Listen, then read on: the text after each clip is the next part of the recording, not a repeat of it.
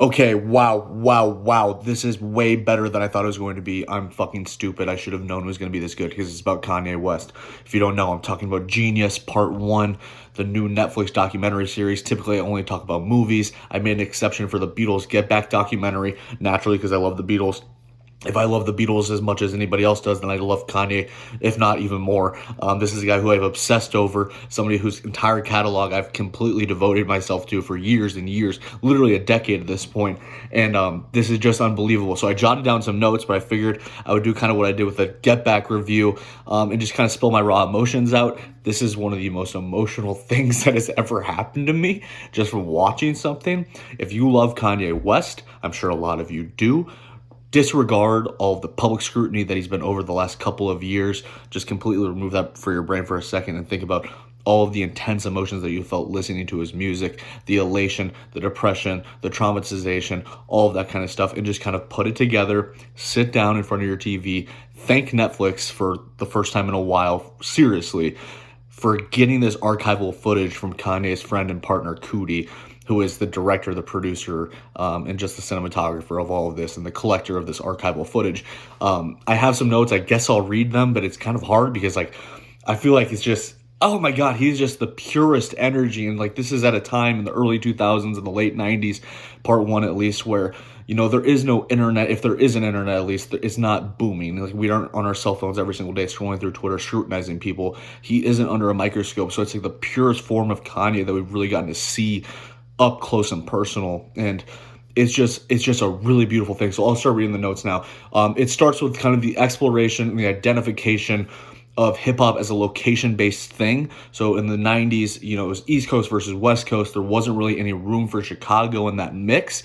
You had to be from New York or Los Angeles, somewhere in that kind of area. You had Jay-Z, Tupac, Biggie, all these kinds of guys all over the place. Scarface, Mos Def, Talib Kweli, who all make appearances in this. And I mean, Kanye is completely boxed in as a producer.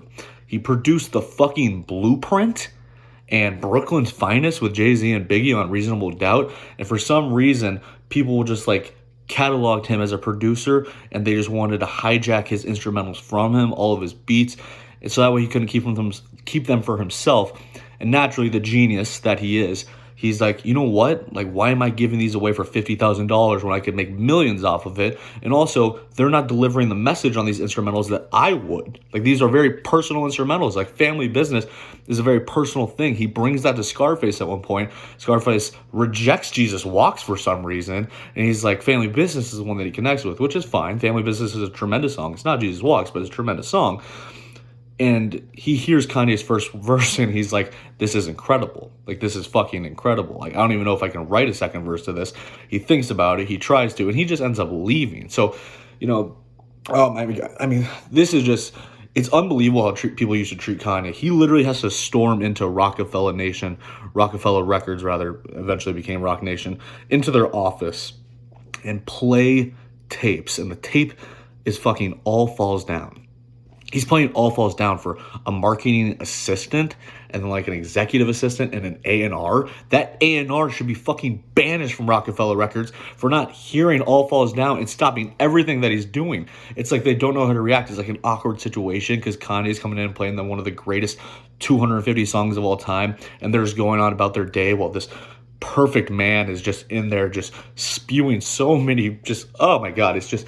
let's talk about the cameos really quick. So we got Just Blaze, Memphis Bleak, Scarface, Mace, No ID, Dame Dash, who is just absolutely torched on his birthday at 2 a.m. when we see him for the first time. Jay-Z, Wood Harris from Remember the Titans, and Pharrell.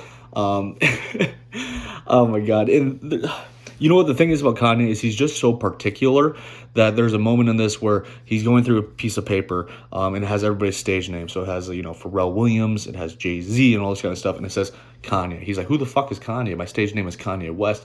And it's that kind of vision where he's like, he's literally visibly frustrated and he's speaking in a frustrated fashion. So it's really obvious. But I mean, it's like, everything in his mind has to come to complete fruition. Otherwise, it's going to eat away at him. And that's something that I think we can all relate to a little bit. Maybe not all of us, but I think some of us at the very least. And, you know, the other thing is nothing was handed to him. Like, he's completely boxed in as this producer. He's from Chicago. He's from a low-income household, despite having a very smart mother and a very smart father. And he is still just always the outsider. Like, even his friend Doug Infinite, just some dude you've never fucking heard of in your entire life. If you have, good for you, but I'm sure you have not. I haven't, at least. He crossed him for some clout. Like, that's what people did back then. Is like, they were friends, seemingly, face to face, and the best way to get your clout up was make a diss record. It still exists in that way, which is kind of sad.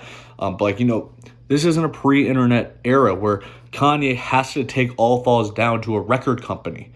He can't just put it on SoundCloud and blow up. Like, he can't become Lil Pump for 2 years. Like, he has to get a deal signed, politic, all this kind of stuff. And, you know, he's just so eager, and he just wants to get everything out there all at once that people are unaccustomed to that. Like, it's unfamiliar territory. Like, everybody's been politicking and dancing around. Everybody kind of stays in one lane. They're really hip hop. They're really spiritual, all this kind of stuff. And he's blending those two things, and he's making something that is just very memorable. He goes and sees his mother Donda at one point, probably the most touching part of the episode, or part one, if you will. And she does this really heartwarming thing where she starts like rapping one of his old lines. She's like, you should make this into a song. And it seems like she's only going to do like 2 bars at first. And then she does like 16 or 18 bars, and he finishes it off for her. And I think that's the purest we've ever seen Kanye. It's like, quote unquote, the realest that he's ever been, in the presence of his mother, going back home to Chicago for the first time in a while after being in New York for so long. And it was just really, really, really touching. And after receiving that inspiration, he goes and he makes Jesus Walks. And then when he goes on MTV's You Hear It First, that's when he finally gets this opportunity to really speak to the public. And he's just so eager. He's primed. He's ready. He's on the verge of this explosion. And then he goes and buys a nudie mag called Blacktail. So he's still like this dude from the gutter that's still making it just after signing a record label with Rockefeller.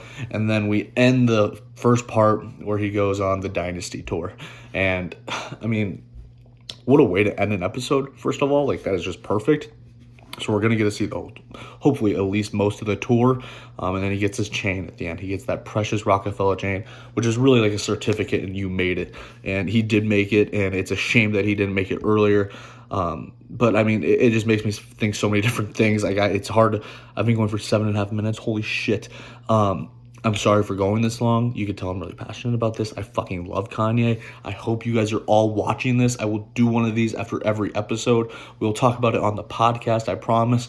But wow, I am just completely blown away. This is a great job. This is a great documentary. What a great POV of early Kanye West. A genius. Walt Disney, Albert Einstein, he's right up there with them. I don't care what you say. He is one of the most revered personalities and completely speculated people in the entire world today in 2022. And this documentary is tracking his progress while he became that person. And at the end of the day, he's just a musical genius. He can make you feel any way that he wants because everything is coming from his heart. It is so true to him. And I have nothing else to say. I'm sorry this wasn't 90 seconds. It almost became 9 minutes. Thank you, Kanye West. I love you. I will see you whenever the next one drops.